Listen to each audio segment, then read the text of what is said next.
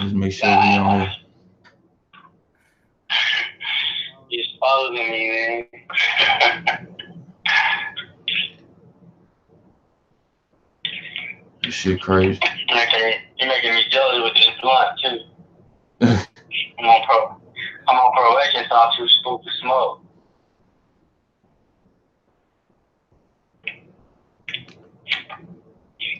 Yeah, man, this shit crazy. I'm trying to goddamn monitor this shit.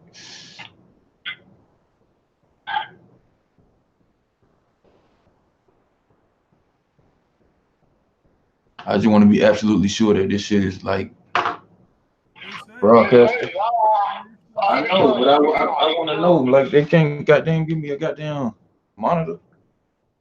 I want to know for sure. Man, I can look on YouTube. It's saying right now you I live know. now. Like, look on there and see. I know it because it's telling me. Yeah, it's 3 people watching right now, but I don't see me. I just see you. Now we got 4 people watching. We see you now, right? I don't know. Hold on, let me refresh. I know them niggas like, goddamn, these folks need to learn how to work this shit. I see me, but then like I don't get it. It's like switching back and forth. I don't see both of us. Oh, I did that. Okay. So let's get started, man. We live. It's a lag though. I don't even want to watch it because it's such a lag. So let's get started, man. We live. Yeah, okay. So to start it out, earlier today, man, I posted an article. You saw it already. The 3 pastors that got the life sentence for raping a girl inside the church. So the first dude, Kenneth Butler, he got 18 years because he pled guilty, right? And the other 2 pled not guilty, and they got life.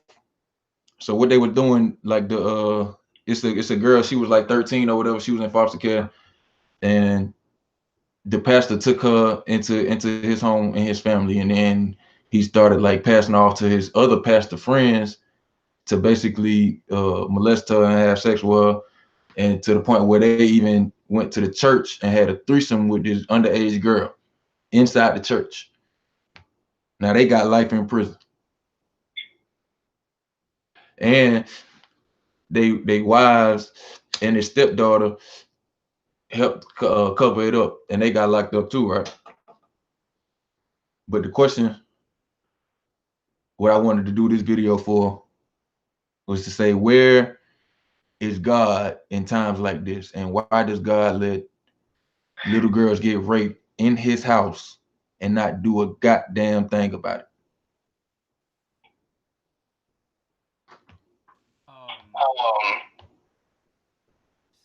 So it goes back again to the misunderstanding of what the Bible really is. The Bible is a blueprint for how you should be, because we really don't know. All we can do is have a sort of a moral high ground, and you can either carry this moral high ground or not. God,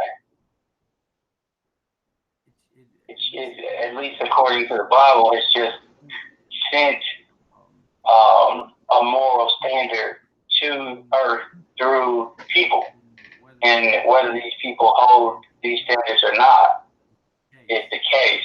Not where is God?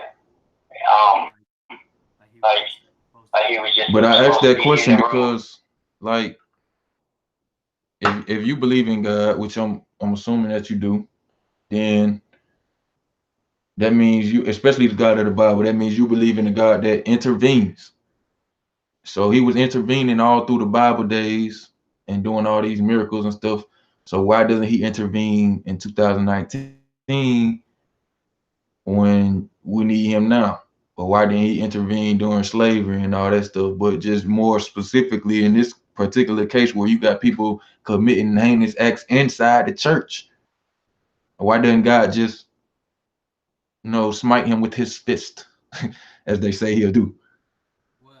Well, it doesn't say that God is going to keep bad things from happening. That 18 years seems like a pretty serious smite to me. Actually, it ain't enough. But you notice that God is not the one who gave him 18 years. That's another man punished him 18 years. That's the judge, and he pled guilty. First of all, the ones who gave him life, that was the jury who decided that they was guilty. But you know, those are people that are committing that sentence to them. God didn't do a bitch ass thing.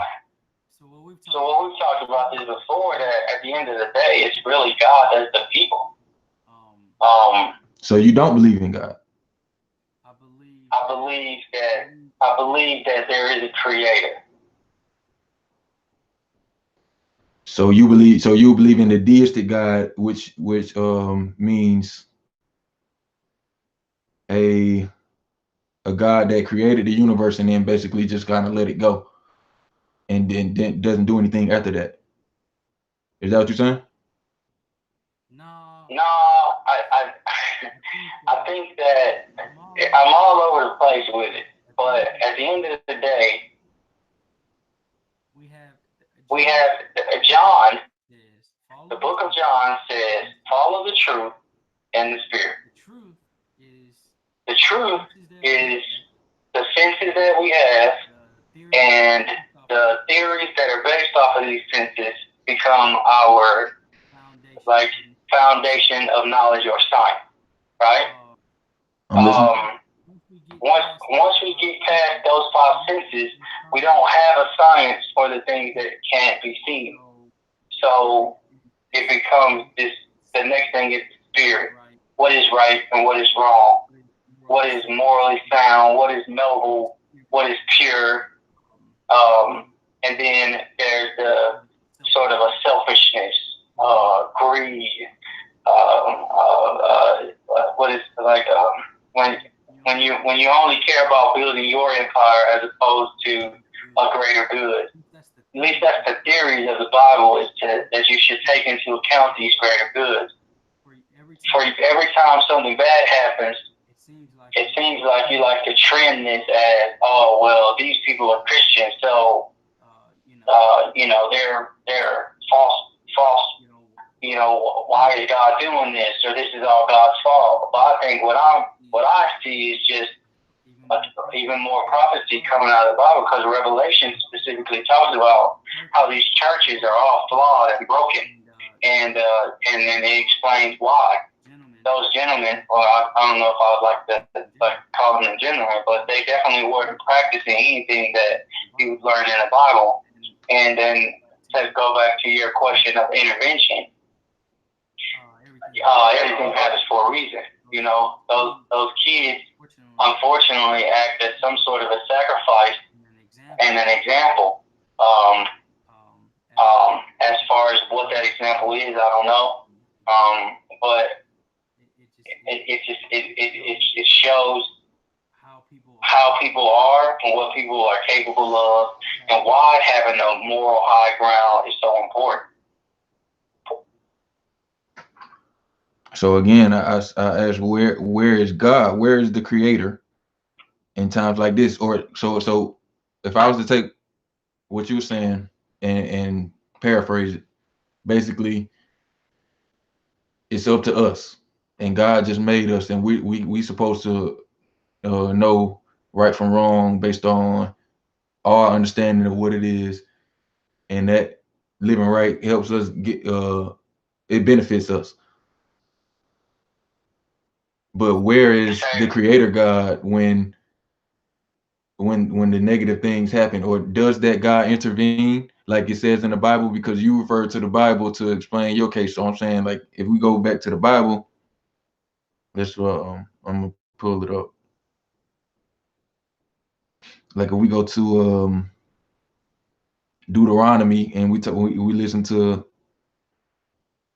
verses about God performing miracles and saving people, and it's like stuff that the people in the Bible got to witness with their eyes. They didn't have to like resort to faith and all this belief factor. They got to witness these deeds by God. You know what I'm saying? Like they got to witness people be resurrected and all that stuff. So where's God now, today in 2019, when teenage girls are getting raped by the pastors 2 at a time inside the church, where is the creator God?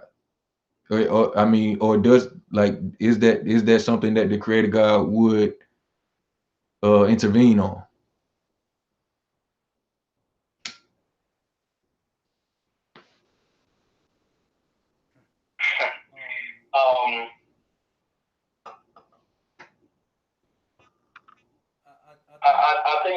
I think that where God is a moral, it's a moral standard. That's it. You know what I'm saying? So God is he's still in the same moral place that he always exists in. His role, and if there is a role, now we're kind of crossing into something that's a little vague, but it's not to come in and be Superman and go, hey, stop that. Get off of that girl. It's more so to say, damn, Jesus has got to die so that the world can see the wrong that they did. And that's not going to stop. It's just that if this person can find a moral ground, then they can be forgiven. So these guys, these preachers, they did wrong, and it shows how there is a such thing as wrong in this world. And without a moral compass, these things become socially acceptable. Once you have a moral compass, which is basically what God represents, then we can actually look at these guys and say, hey, this is wrong. But how did you come to the conclusion that God represents a moral compass? Well, that's literally what the whole Bible is about. It's about a bunch of commandments about things that you really shouldn't do. Really, I thought it was I thought it was a book about believing in Jesus and his sacrifice. Ain't that what it says? It says so that he who believe in him shall have everlasting life. It don't say nothing about he who live a good life should have everlasting life. It say believe in Jesus. That's what it's about. Well, that passage is more about forgiveness. It's not necessarily about like belief. But ain't it another verse or something about like works don't mean nothing? It's all about faith or some shit. Like you the Christian. It actually goes works without prayer or prayer without works mean nothing. Nah, it's another one to talk about like how to get to heaven or some shit. Oh yeah, you can't earn your way into heaven. Heaven is you're destined for heaven if you carry sort of this moral compass, and you can only get to heaven through His Son. The only reason why that's said the way that's said is because of love. Jesus pretty much is the representation of love. So if you don't love Jesus, then how can you love the Father? And if you don't love the Father, how can He allow you to live in His house? So if you love Jesus, then you will have a good moral compass. Well, I think that education is the key to having a good moral compass. So you can love Jesus and still not have a good moral compass. I think that the definition of love, I think that's where the miscommunication is that the definition of love varies from person to person. But if you love Jesus and you want to follow Jesus, then yes. Then loving Jesus and practicing his beliefs will give you a good moral compass. So the pastors that raped this girl inside the church, did they love Jesus or were they just pretending? I don't know that. But what's your opinion? Probably definitely say yes. But did they follow Jesus's message? Well, so actually, it's interesting. Now that I'm talking about this out loud, excuse me if I go on a tangent or get off topic. Jesus despised the church. We've mentioned that. was more so about love, not necessarily about rules. I think that Jesus would forgive these guys for what they've done and chalk it up as a mistake. And then he would tell them to sin no more. Kind of like what he did with the adulterer when they tried to stone her. So I don't think that he would just turn his head as if it didn't happen or if it was bad, but he would go like, I have to forgive you, and but you will represent what it means to generate pain in this world and long suffering in this world. And then he'll be an example of that, just like all of the different stories in the Bible, from fucking Eve and the serpent to the 700 wives of Solomon to I kind of be drawing a blank on the names. The sex was all real prevalent in the Bible, so I kind of been doing a lot of studying on it. But basically, it's like there is a moral standard that's right, and there's a lot of people that aren't doing right. You want to hold yourself to these standards, but if you believe in love and you change your life and start pursuing love, you will be forgiven. So you ask me where God is, he's still in that same place. He's prepared to forgive those guys for the wrong that they've done, despite the fact that they've done wrong. But okay, do you believe that God is all powerful and he can basically do anything he wants? I think that we are God. I think that I can do anything I want if I apply myself. At 30 years old, being as negligent as I have, probably not. But yes, I believe that God is in us and lives through us. But you also think that intelligent being, aka God, created the universe, correct? I met a pastor, and the pastor said to me that atheists they spend their whole life trying to explain away something that doesn't exist. But you don't need to explain away something that doesn't exist because it's not there. Which implies to me that the atheist definitely sees that something is here. They just don't know how it got here. And instead of saying, well, something had to create it, they just go, I don't know who created it. Nothing created it. I say that's bullshit.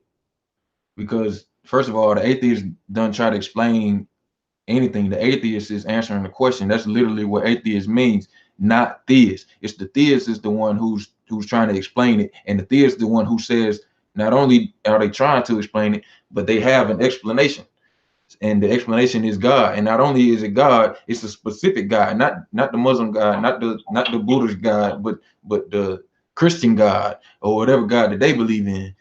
So the atheists are just saying, you know what? If that's the case, then show me. Like, why do you think that that's the case? And then they say a bunch of fallacious bullshit, and we say, well, we don't believe. That's the atheist viewpoint. It's not like we're trying to explain anything. We're answering questions. So the reason why atheism is so prevalent and it appears to be trying to explain something is because religion is so prevalent, and on top of being prevalent, it's harmful, which makes atheists like, I speak the fuck up and say some shit about it.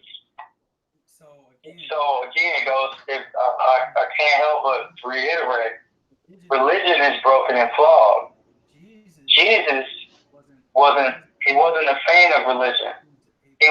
But hold on, time out, because Jesus is religion. You can't separate Jesus from religion. He don't exist nowhere but the Bible. So Jesus is part of the religion. The religion produced Jesus. So Jesus is a character within the religion. So if Jesus, that's like saying Spider-Man don't like comic books, so we shouldn't fuck with comic books because Spider-Man wasn't a fan of comic books. but Spider-Man only exists in comic books. So you like, you know what I'm saying? It don't make sense. So if with that logic, there is this idea of a cult following related to love. The rest of the religion is this idea that you can buy yourself into heaven, or you can do these works that'll get you into heaven. Like I can kiss the ground and clap my hands 50 times and pray to the clouds and make sure that my blinds open while I do it and burn some candles. You know, none of those things are real, but they're all religious practices that were basically made up by man. There's people that argue that Jesus didn't exist, but then there's also people that argue that Jesus did exist. Jesus is the cult following purely about love and humanity and a moral standard. The only real thing that I can give to people is that it creates this sort of narcissistic, far right, you're wrong and I'm always right because this is what Jesus would do mentality. And I'm not sure that that's it either. But then that goes back to the world's lack of education, not if Jesus was real or fake or right or wrong. But if it's the religion that produced Jesus, and it's Jesus that produced these pastors and these churches where they committing these rapes at, don't you think that to an extent we would sort of, like, as a people, black people, we would be better off without these churches and religions and this doctrine? Or like, what is it about this Jesus character and this doctrine that makes you say, even though these little girls getting raped in these churches, we should still abide by this book? Like, what is it that trumps the harm that the religion is doing in your mind to where we should still follow it? Because what those preachers did represents nothing that the Bible preaches or believes, or I like preachers better. But it does teach to forgive blindly, and it does teach that you can, even if you do a whole bunch of heinous shit, all you got to do is ask for forgiveness. So it's like a get out of jail free card. Well, it's not like you can't fake it, right? You can't cross your fingers and put your hands behind your back and be like, even though I said forgive me, I'm gonna keep doing the same shit, and I really don't believe it. Why not? People aren't perfect, and people make, but that's what I'm saying. It's not an act thing. I'm saying, why couldn't somebody fake it if they want to? Because it's a moral standard. You can't just BS a moral standard. Why not? I can BS a moral standard. I can say right now, I value marshmallows over everything. You fuck with my marshmallows, that's your ass. I'm just playing. I'll give you a great example. Let's say you want to be able to dunk a basketball.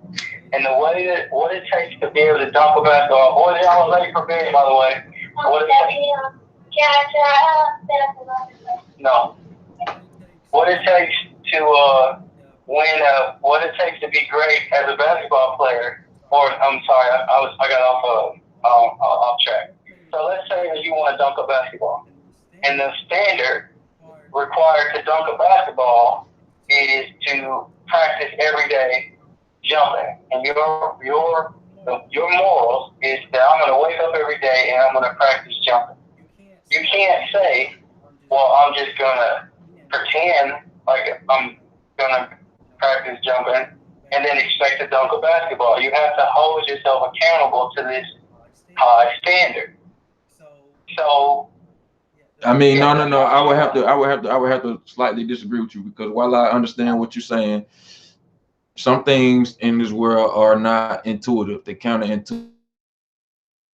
It turns out that it's not how well you do something that determines how well you get at it. It's how much time you spend doing it. So you could suck ass at jumping and dunking the basketball, but if you do it all day, every day, eventually you're gonna get good at it.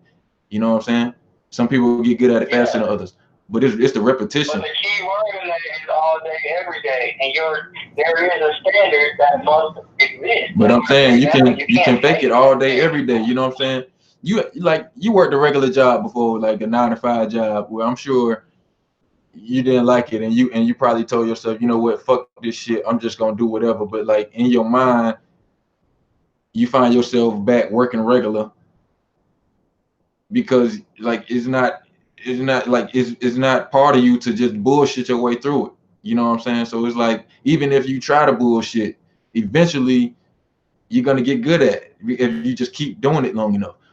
You know, so it's like to tie this back to the religion thing or morality. I don't think it's because it sounds like you think it's like some objective morality, like it's certain things that are good and certain things that are bad, and I don't necessarily agree with that. I don't think it's a good or bad. I think it's there's a thing called good bad, and you on either extreme pole of it, the positive end or the negative end. And on the negative end, we would call that bad, but if you get closer to the positive end, we would call that good, because some things are kind of good, but they're kind of bad. You know what I'm saying? Like you might break your leg, and that's bad, right? But then you go to the hospital and you meet a nurse, and she sucks your dick. So is it bad? You know what I'm saying? So it's like it's good and bad at the same time, but to which extreme is it? So it's all relative. That's what Einstein is famous for, is for proving that everything in this universe is relative. It just depends on how you perceive it, where you standing at, and what time it is for you. So I don't necessarily believe in objective morality and this whole right and wrong in that sense. But some things you just like know shouldn't be done. Like even if you're an atheist, it's wrong for you to go into a church and rape an underage girl, right? So if you're an atheist and you can figure that out, how come these so-called believers in God can't figure that out? And if they can, why do so many people give them their money every week so that they can continue to pay underage girls for sex? While you go to church and you sitting on a pew and your pastor semen on the goddamn seat. So I think the fact that this is about sex is actually really important, because the Bible talks a lot about sex and how we as people are vulnerable through this like method of interaction. Okay, so what the Bible really preaches about sex is that this is a gift like to humanity, and it's a great thing. But if it's not kept pure and wholesome, it can be very destructive. It was destructive in my life. It was destructive in Solomon's life. It was destructive with that whole Isaiah, and being cast away once the actual wife had a baby. And basically it boils down to this beautiful, wholesome thing, when utilized inappropriately, can be the destruction of that person. In this case of the church and these pastors, it's a perfect example. These people, they were in such high lust for these little girls that it consumed them. And part of that I blame on the American economy, where we sell sex like it's, the most important thing ever. And but the point I'm trying to make, though, not to cut you off, I'm sorry, but the point that I'm trying to make is, even with all that, you supposed to have the Most High God on your side. Like, you a pastor, you got a church, you got people tithing, you know what I'm saying? You've been doing this shit for 20 years. Jesus is supposed to have your back. And he supposed to have a little girl back. He supposed to have a little girl back.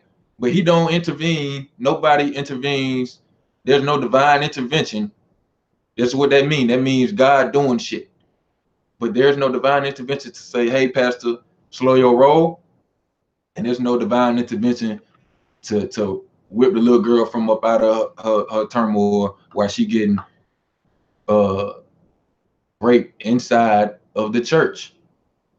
So that's the point I'm making. Like, I still kind of I don't feel like I got a straightforward answer from you about like why doesn't God intervene in these times?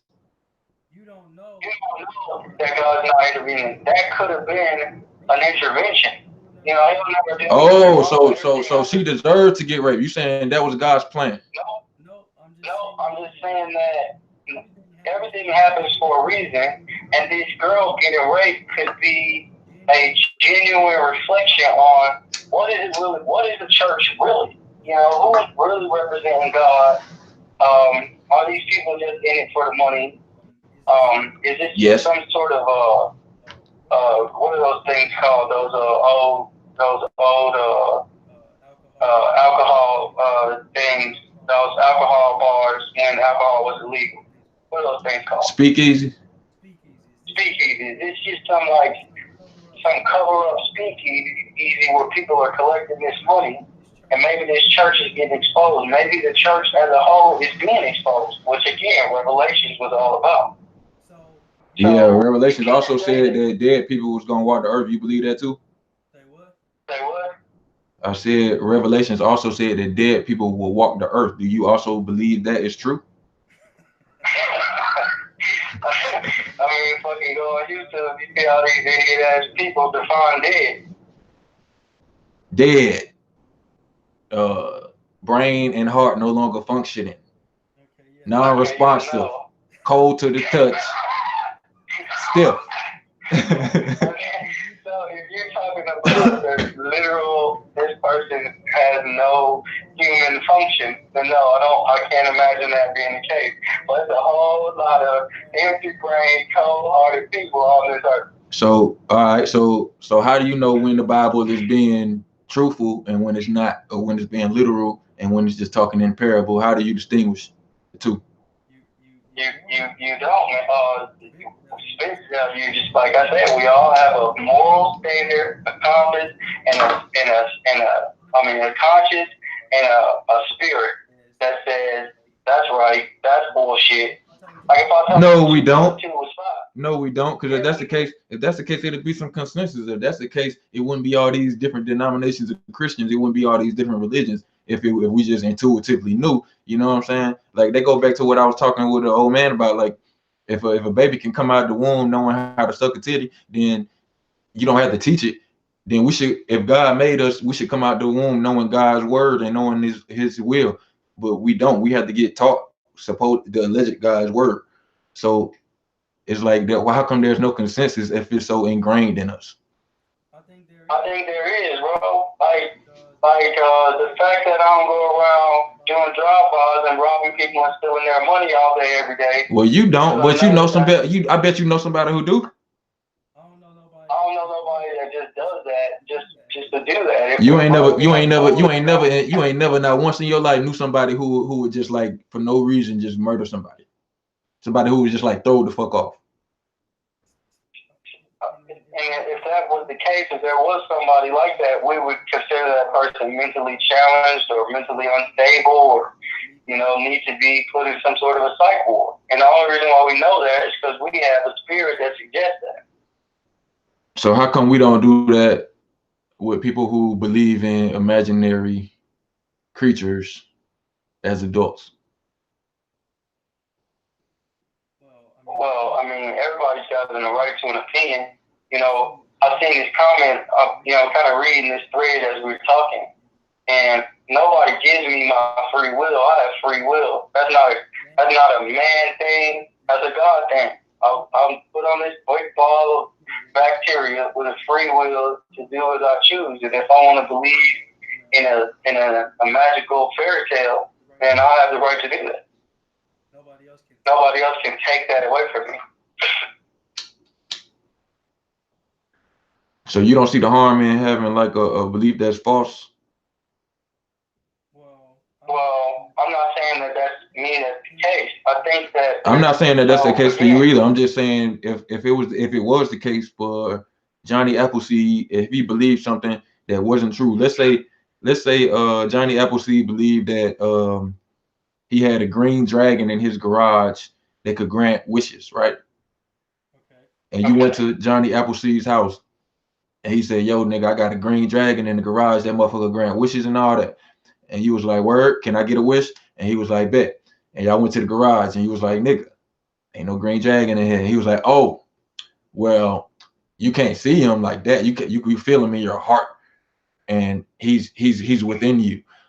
And you said, "I don't really feel him, no." And he was like, "Well, that's just because you don't wanna believe in the green dragon that grants wishes." And you said, "All right, I'll play along." And you asked for a wish from the green dragon, and you didn't get it. And you asked again, you didn't get it. And you asked again, but this time, the third time, guess what? You got your fucking wish. Does that mean that there's a green dragon and that you should believe that? Yes or no? And the second part of that question, is that belief harmful?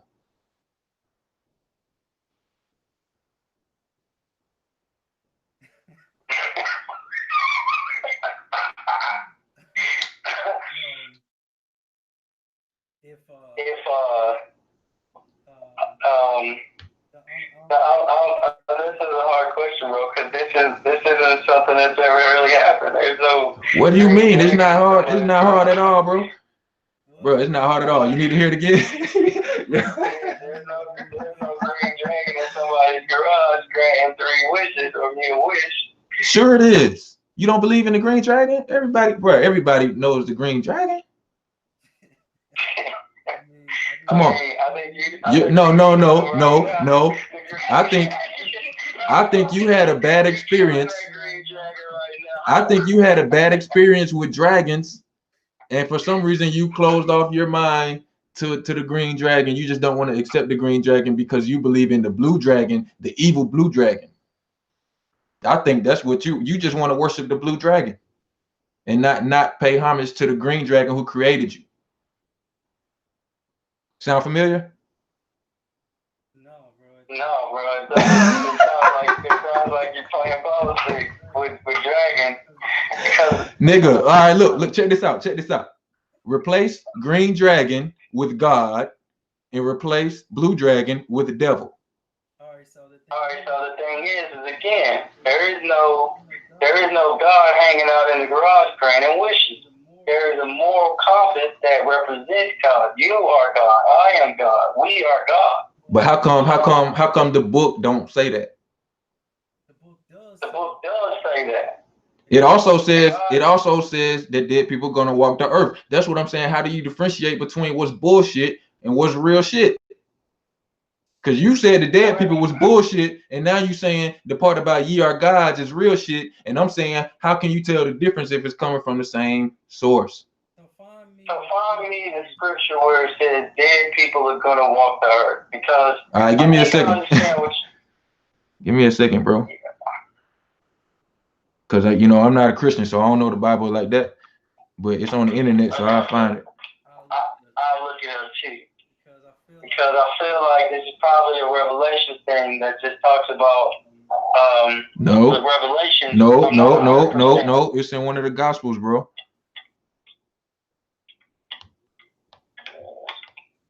I think it's in Luke. Hold on, let me get it before I goddamn get ahead of myself.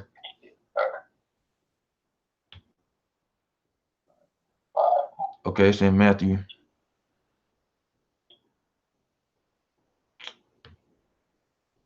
Shit don't make no sense.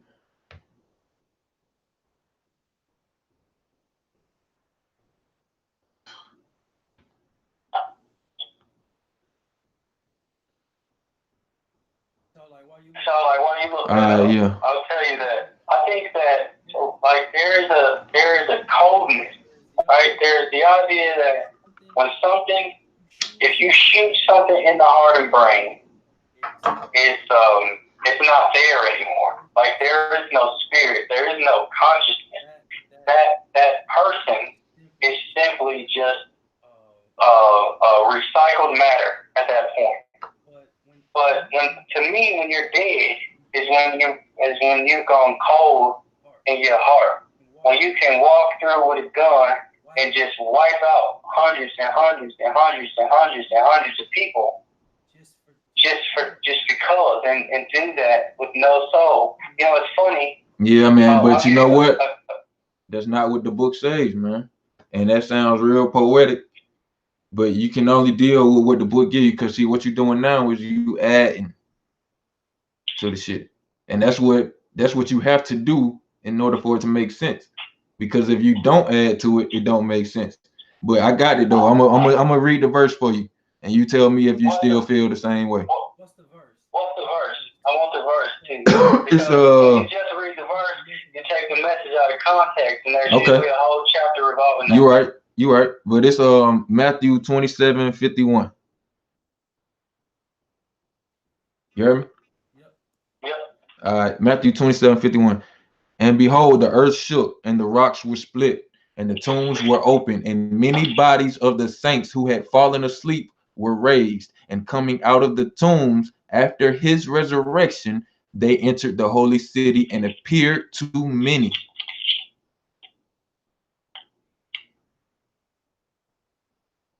What that sound like to you?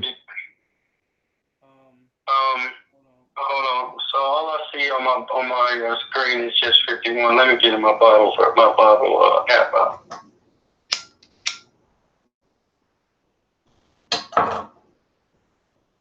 Matthew 27. 27:51.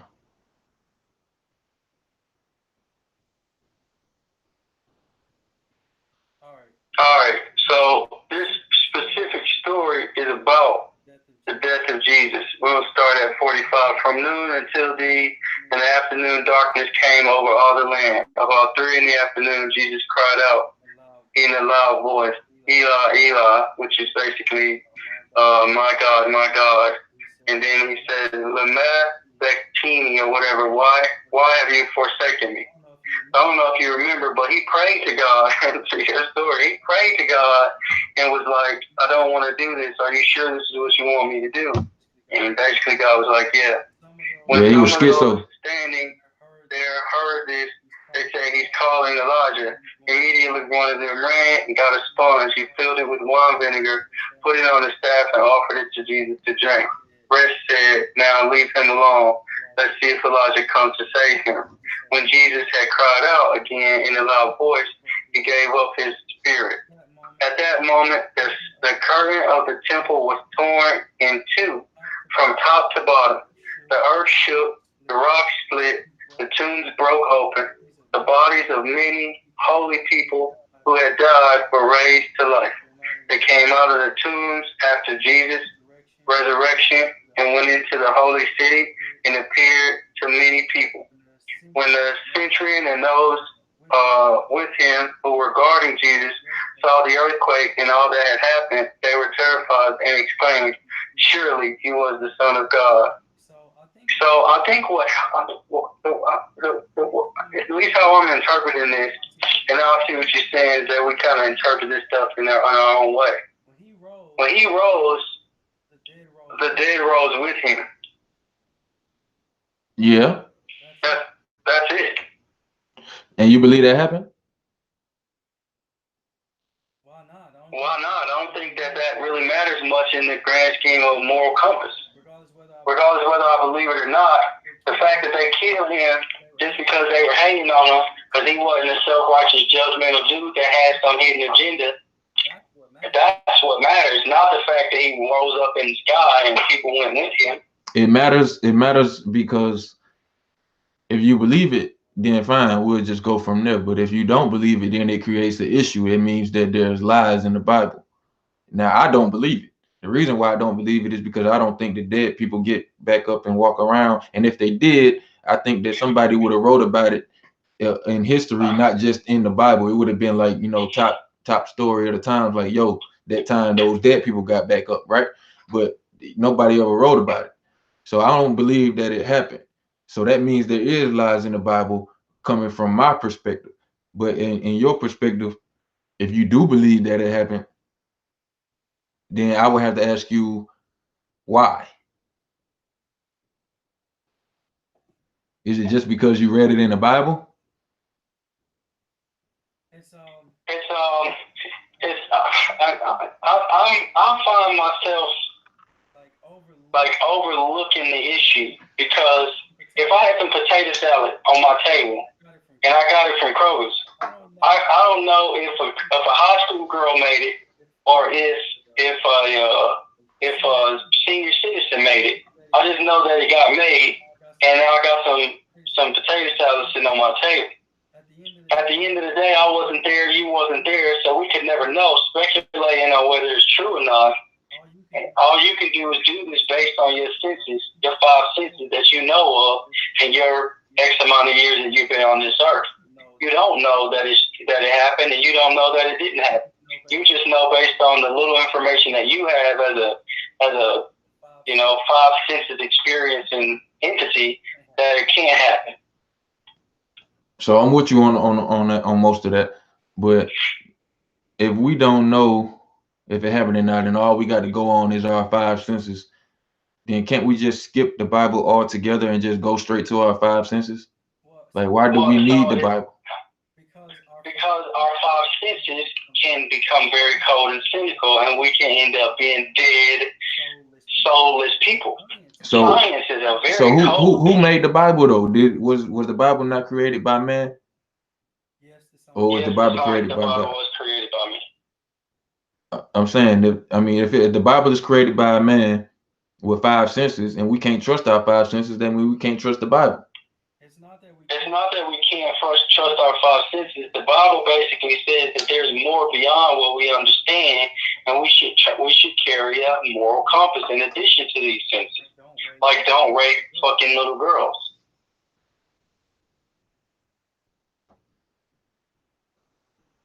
So again, is belief. Let's take this example and let's keep going with it since we already are here. If you believe that a long time ago some dead people got back up and walked around, is that a harmful belief or no?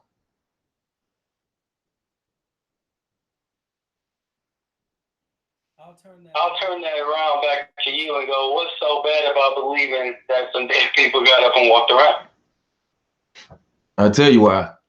Because when you open up the door to believe things without a reason, you become the type of person that believes things without a reason. And then you exercise that in other parts of your life. And that's how you end up getting fucked over. Like getting fucked by a pastor inside the church. And then going back to the church the next week and tithing to the motherfucker because you still believing in this bullshit. But anyway, that's the harm that it do. It literally mind fucks you. It fucks your mind up. It's like brainwashing. All right, so let's use this church, this little girl thing.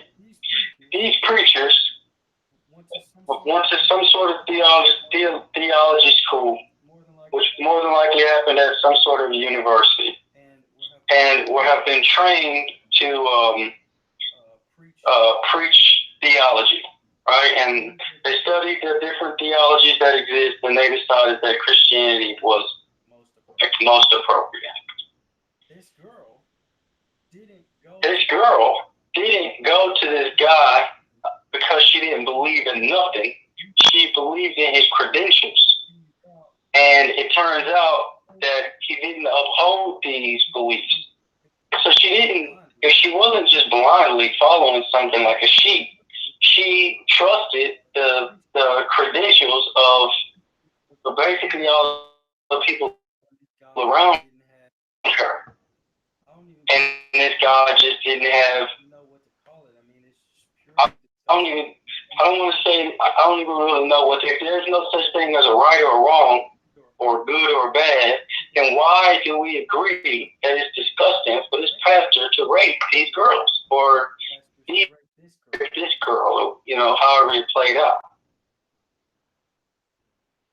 It's disgusting because it's against her. It's against her will. That's just my personal preference. What I'm saying is, I don't agree. I don't agree.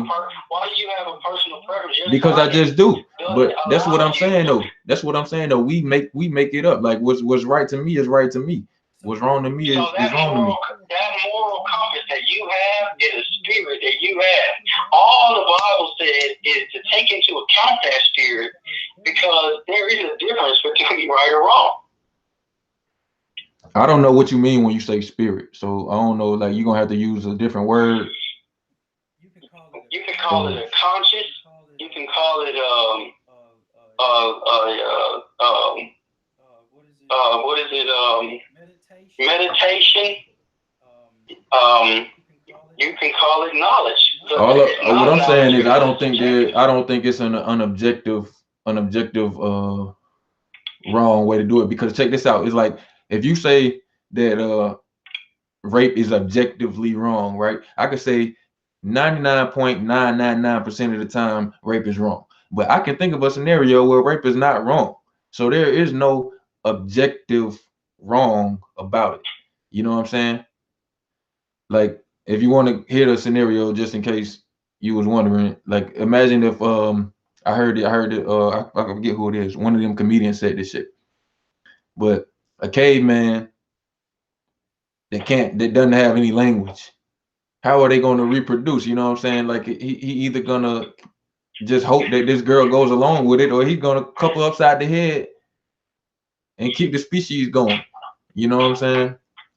So I could think of a scenario at some point in time, way back in the past, where a caveman raped a cave woman, and it led to the survival of the human race.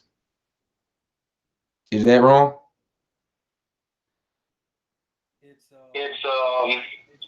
It's during a time where there's no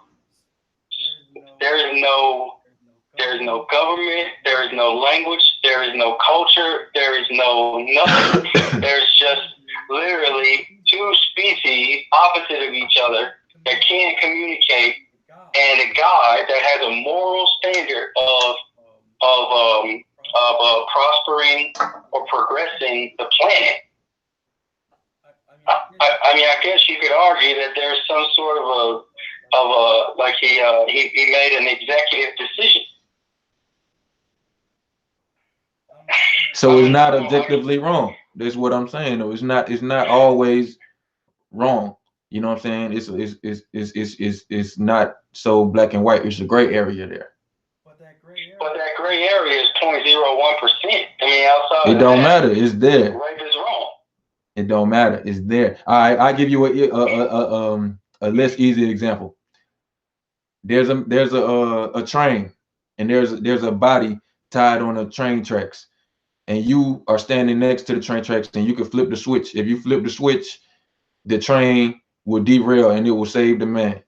But if you don't flip the switch, the man will die. But the thing is, if the train derails, everybody on it might get injured, or they might die, or it could crash into something. It could be devastating if you derail the train. So what you gonna do? You gonna flip the switch and save the man that's tied to the tracks, or you gonna do nothing and allow for the man to get murdered? And which decision is the right decision? I'm so glad that you asked this question. Okay, go ahead. See, God sacrificed his own son for the greater good of, what did I call people?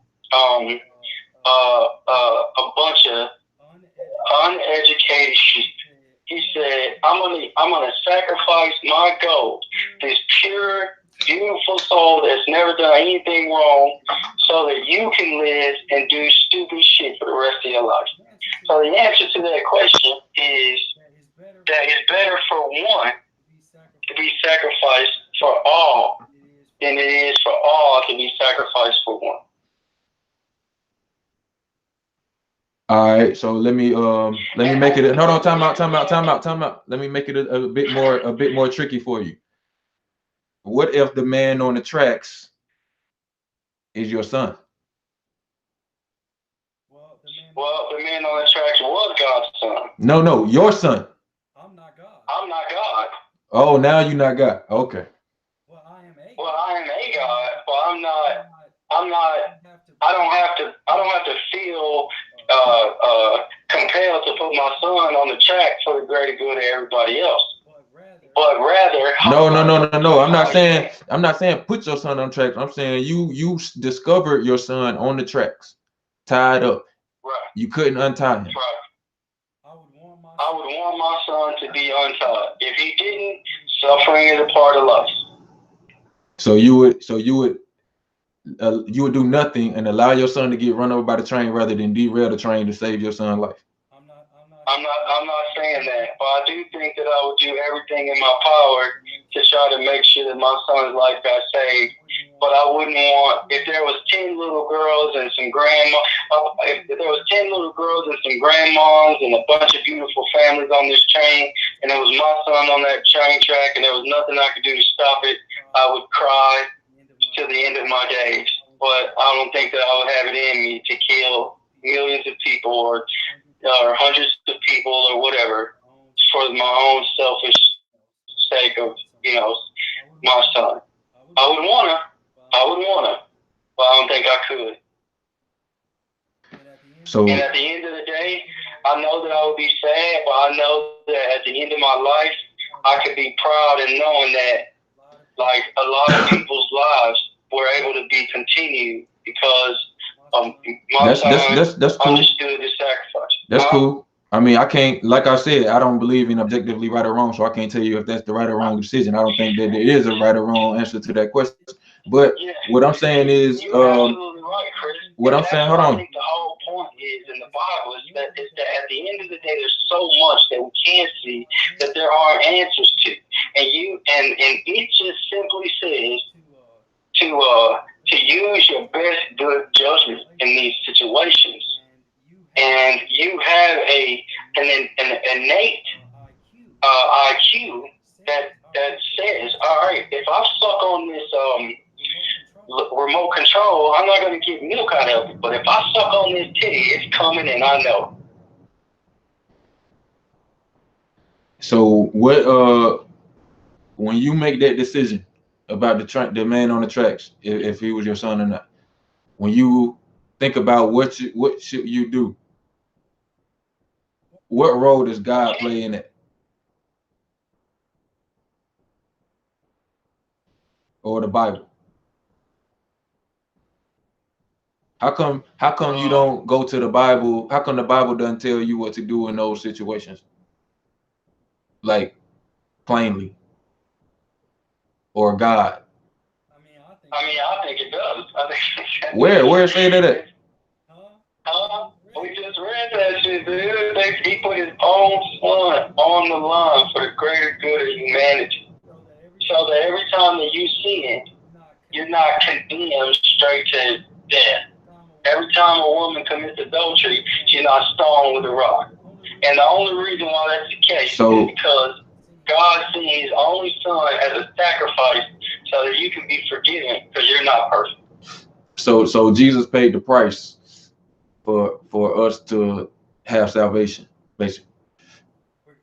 Yeah, I like that you worded it like that. Regardless whether you believe that he existed or not, the purpose of the concept of Jesus. Yeah, I'm trying to understand. Is that he paid the price for our imperfections.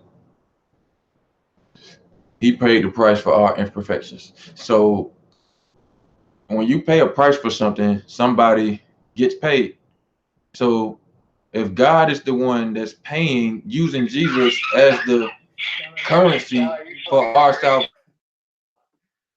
if God is using Jesus as the currency for our salvation, and Jesus is paying the price, God, doesn't it seem like God could just like skip that whole thing and just forgive us and just give us the salvation? Like, he's God. Why make it so spooky? Like, why we gotta sacrifice something, and why your son? You know what I'm saying? Or why is that, even if it's just a story, why the fuck is that the story? That seemed like it wasn't done for him, it was done for us. Like, we just got this rudimentary brain, so it had to play out. It's kind of like my son had to be on this track to die so that the world can go, damn. But even whether you do good, no matter whether you do good, something bad's gonna happen. Bad stuff's gonna happen. Life's still gonna go on, and no matter how perfect you are, bad shit's gonna happen.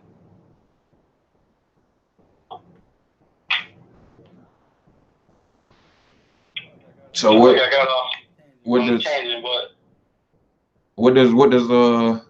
God? Jesus, the fact that Jesus died wasn't for God. It was for us idiot people to understand that, like, we're flawed and broken, and we killed this man for no reason, and yet we're not gonna suffer any real punishment for it. So these 3 pastors, they raped this girl inside their church over, mind you, this happened over 3 years. From the time she was 13 to the time she was 16, they was getting raped. She was getting raped by these 3 pastors who was buddies, and they just used to toss her around, play hot potato with this little girl, right? So you telling me that they gonna go to heaven? They not gonna suffer for nothing because Jesus. So then you would have to define suffrage, and I would argue that they're already suffering. They're going to be tortured for a long time. When I say suffrage, more than likely they're going to take his manhood. But at the end of the day, if those guys ask for that they repent and they grow from this and they turn their ways to a more pure, wholesome, noble, moral standard, any father would forgive their son. And ask yourself, what if that was your sons? What if those 3 pastors was your sons? I'm saying though, raping this girl? Then I wish they would burn in fucking hell. I wish my son would do some shit like that. So let's do this. So the hell is just the core of the earth. So you're telling me that you would wish that your children would go into the core of the earth and suffer a pure torture? When I say that, first of all, I'm speaking figuratively. I just said that because I figured that in your mind that would be like the worst possible thing. So you know what I'm saying? I just said that, but like I wouldn't support, like, if my son did some shit like that, I would want him to get his justice that was due to him. You know what I'm saying? First of all. So what if he stole a Snickers bar from Walmart? Would you do the same thing? You want him to burn in hell for that? No, I'm not your God.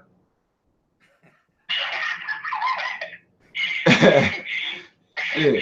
I think that so again, it's the idea of it's an internal thing. We all make mistakes. We all do things wrong. But it's your heart that matters the most. But I'm saying though, just a minute ago you said that it's Jesus that gave us the salvation. Jesus paid the price. Now you're saying it's your heart that matters. Which one is it? Is it Jesus or is it your heart?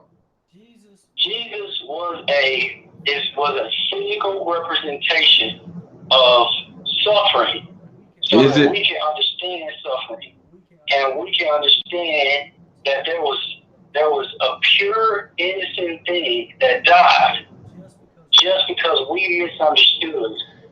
But here's the thing, though. It wasn't even us. It wasn't even people. Really, it was essentially capitalism, if you think about it, because it was the people in power that condemned him, and even actually it wasn't even the people in power, it was the fucking church. The king at that time was like, this guy's blood is not on my hand. You wanted to kill your own God, and the only reason why they wanted to kill him is because of quote unquote blasphemy. That they didn't like the fact that he kept saying that he was from God, that he was from God. And Jesus, just like me and just like you, we are gods, bro. I am a god. There is no species on this earth that is more dominating than me, except for other humans that work harder than I do. And you see that as significance, yeah, or somehow evidence for God? Correct. I think that if I was created, then something created me in His image. Why do you think that? Because I had to come from somewhere. Yeah, you came from your damn mama coochie. Yeah, but my mama coochie don't have a spirit. Only her brain has a spirit. What the look? I don't know what a spirit is, bro. a conscious, the thing that makes me know that I'm not a lion or a hawk. The thing that gives me a moral compass that says that rape is wrong 99.9% of the time. 99% of the time. If that's the case, then how come, like I said, how come everybody don't have the same moral compass? Because these preachers ain't got it. I think that it's a lack of education. I think that consciousness is a thing. You know. All right, but check this out, dude. If you said that you think you was created because you was the dominant species on Earth, my question then is, where did God come from? Who created God? And what image was God created in? So this always happens. Yeah, because that's the next logical question. But I wasn't there billions of years ago, and neither was you, and nobody that we know, and no science that we can study. So then, how did you conclude? How did you conclude that it was a creation moment if you wasn't there? Ain't you done that? Here, bro. I wasn't there. Because I'm here. I'm here. Okay, so how do you know that you aren't just a product of chemistry that existed forever? How did you rule out the fact that the universe is eternal? And you said that it had been created, and then you even posited what the creator was, but you wasn't there. But I say the universe could be eternal. How do we know which one of us is right? And how did you rule out the eternal universe?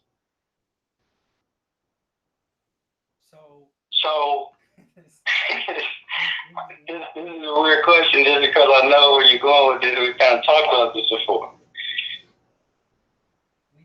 We don't know. We just live off of faith. I have faith that the collection of people, let's just call it the Jews, right? Because that's what the Bible likes to call them. The collection of people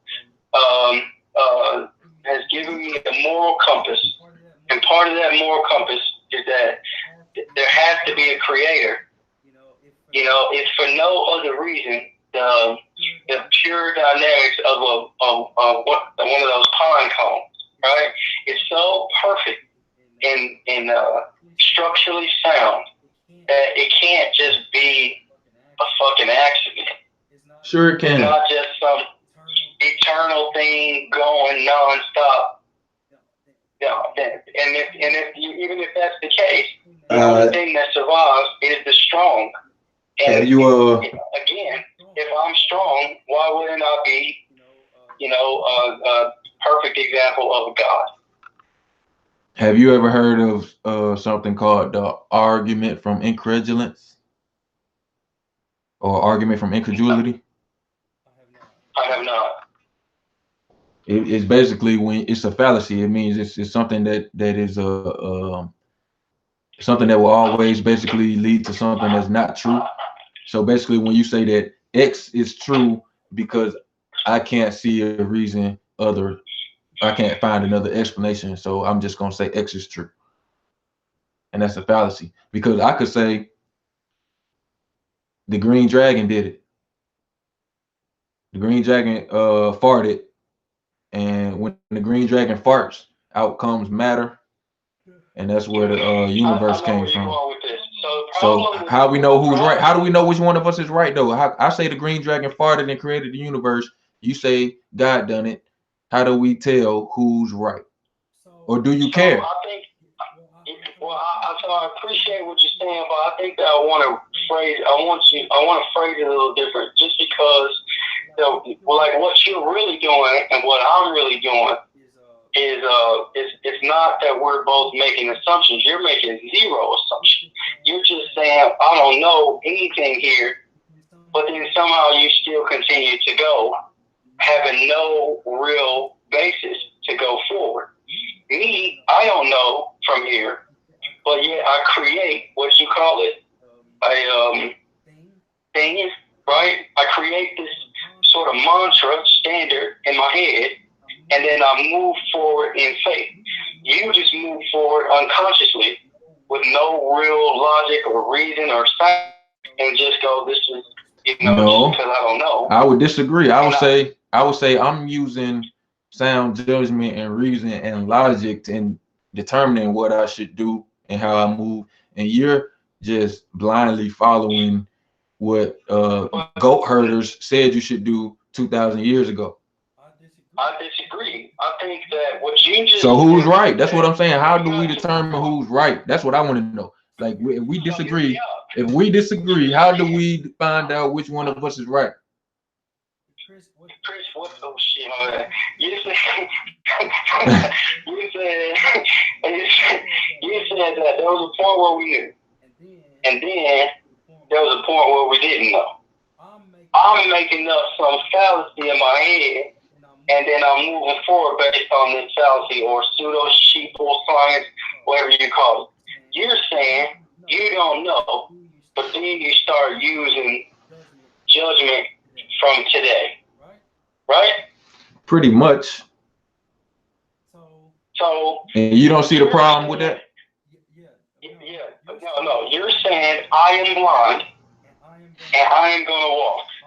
I don't know which way I'm going to walk, but I'm going to go.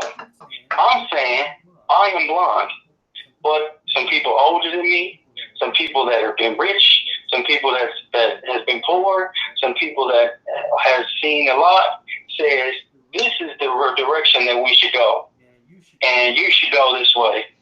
And I ain't saying that it's not going to end in pure turmoil, but I'm telling you that it's a better way to go. I like that. I like that analogy.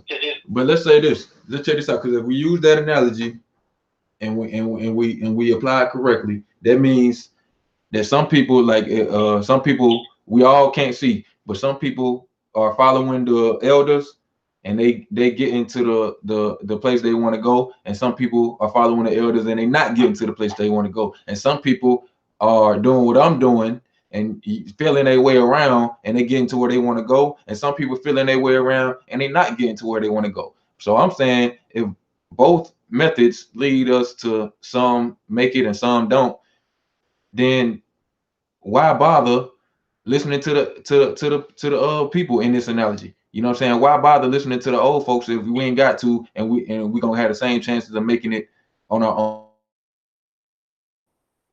Why keep it to bring it back to reality? What I'm saying is why keep going back to the Bible if the people who follow the Bible end up doing the most heinous shit? You know what I'm saying? Like when you could skip that shit and still be a good person, because that's what you say it's all about. But it really ended up, it's really heinous at the end of the day. I mean, look at America's economy. Is it heinous? Is it heinous for two pastors to rape a teenage girl inside the church over a period of 3 years? You tell me it's heinous. There's a lot of people that aren't Christian that's raping people.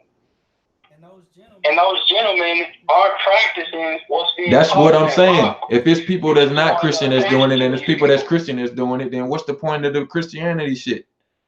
It don't seem to be helping. You know what I'm saying? They're not doing what it's meant to do, is what I'm saying. What you're doing is you're looking at one wrong of people that have been manipulating their way using this this book as an opportunity to do it.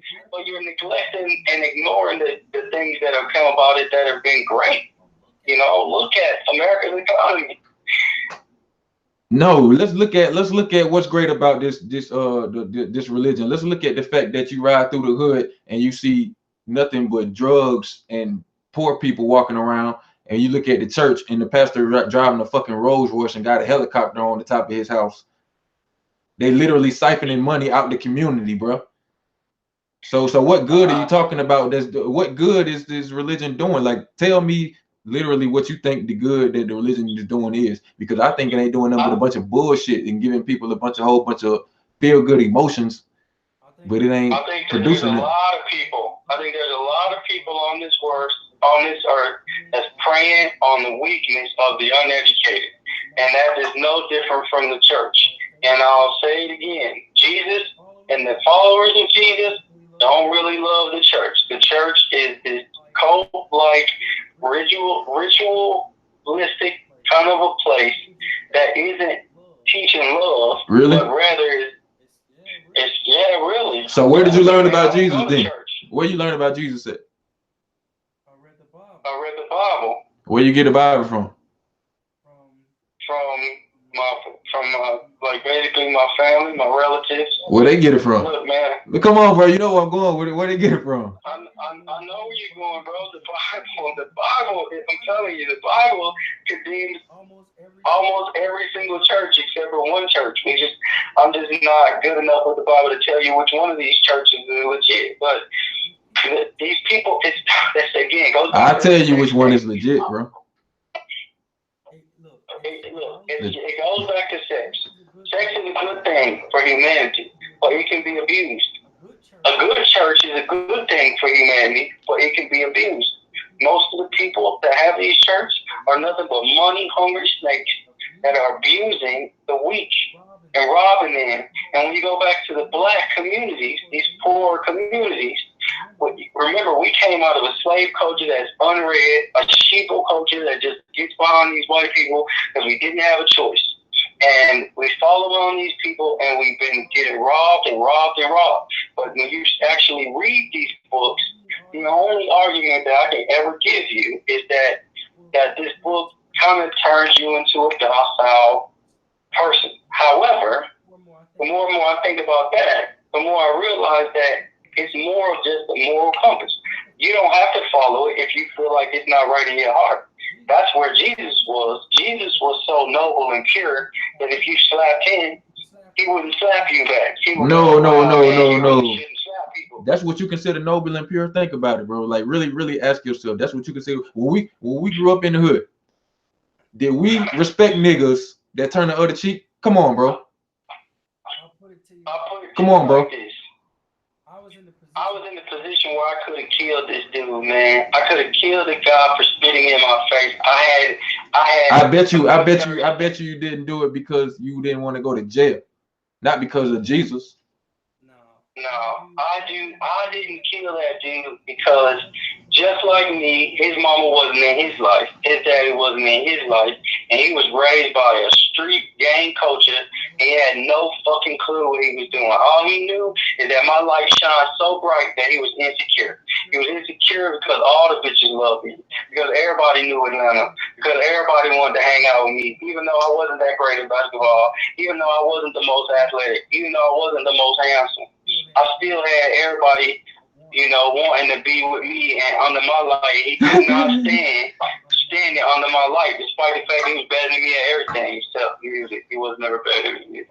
But he never knew that. Bro, that whole shit could have been on like the intro of the Drake album. At the end of the day, I didn't kill that guy because I never had any anger or evilness or remorse. But then it triggered. Like I don't know, maybe I got embarrassed, maybe my feelings was hurt, and it triggered me to pull out that knife. And when I pulled out that knife, everybody and their mom jumped in and ended it, and I knew that would happen.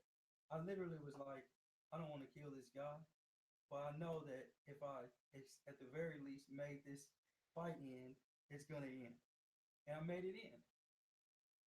So I don't know, man. Respected or not respected, at the end of the day, I look back and I was like, and I can honestly say in my heart, I was the bigger man because I could have killed this guy, threw my life away and his life away, and instead, I think Memphis pretty much just ended his ass straight up.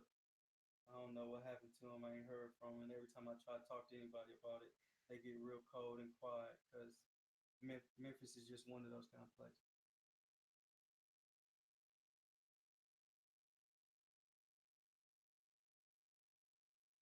Well, I got 13 people on my end.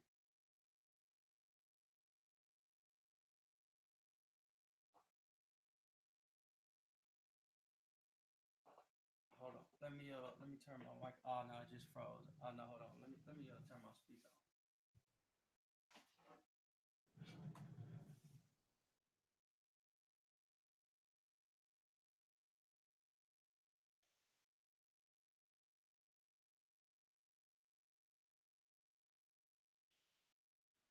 Yeah, I can hear me for sure.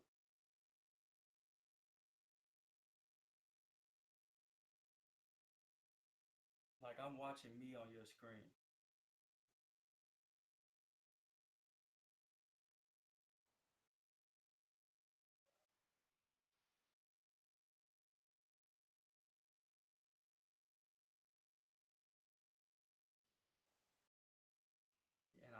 voice in my microphone, it's about 10 seconds behind.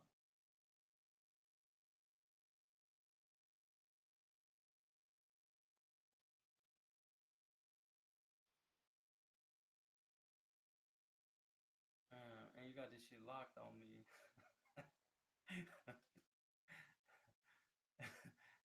Motherfuckers is just technically difficultly watching me. I don't even know if those are words. Nigga technically watching me difficultly. There you go.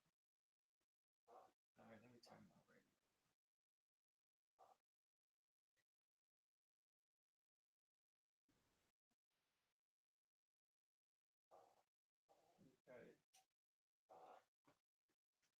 Anyways, I'm gonna just preach to your crowd since your stuff not working. Look, people, y'all watching me. At the end of the day, science is a great thing. It teaches us what's from what we see and what we can feel and touch and hear and taste, if it's good for us or bad for us. If I fart, there's methane in my fart that says this stinks and this is not for the human. That's why my body discretes it. But when it comes to things like rape and other injustices, there is no science. There is no standard of measurement. We just have an instinct in our mind and in our hearts and in our souls that says that this is wrong. And I talked to a pastor one time. Pastor says that science is based off of our senses. But what about pain? You can't touch pain. You can't see pain. You can't hear pain. You can't taste pain. But you can feel it. But you can't touch it with your hands. You can only feel it with your heart. And that's a clear sign to me that we have a natural instinct. This instinct is a mechanism for survival. And if we're on a big giant ball and we're a bacteria on this ball, and we have to do whatever is best for survival for us. No thing can survive by itself. Being by yourself is not a good thing. You need a team. Walmart can't function without a team. Amazon can't function without the team. LeBron James cannot function without his team. So the moral compass becomes, what does it take for this team to be great and to thrive and prosper and always dominate? Amazon applied everything that it knew appropriate within economics, very sound biblical principles, similar to planting a seed that will grow into a tree and always provide fruit and multiply. And this Amazon business model made this guy the richest man on earth in like 20 years.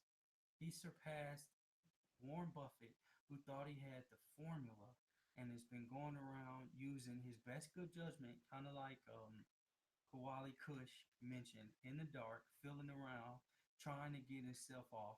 And what he did was he got 20% year over year using sound judgment. But when you apply philosophically bulletproof principles that are hard to argue, you're gonna produce fruit, and your fruit's gonna multiply, and your cup's gonna runneth over, and you're gonna survive and prosper forever. And that's just where I stand, and it's a fact.